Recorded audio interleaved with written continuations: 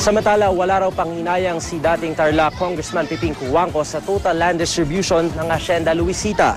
Sa eksklusibong panayam ng GMA News, sinabi ni Cuangco na tanggap nila ang desisyon ng Korte Suprema na pumapabor sa mga magsasaka ng hacienda.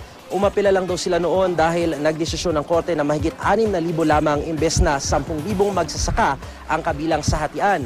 Kinokwestiyon ngayon ni Cuangco kung bakit hindi isinama sa babahagina ng 4,000 iba pa. Ikinababahala rin ni Cuangco ang paraan ng hatian ng lupa. Posible raw kasing di maging patas kung ilan lang ang makakakuha ng magandang lupang taniman.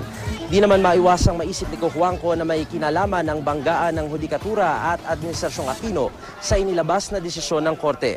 Ayon naman kay Chief Justice Renato Corona, nararapat lang ipamahagi sa mga magsasaka ang lupa ng hacienda. Hustisya raw ito na alinsunod sa konstitusyon.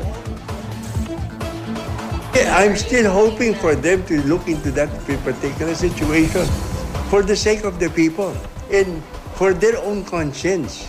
It's really Corona's ball game, you know? And unfortunately, ginawa niyong personal eh.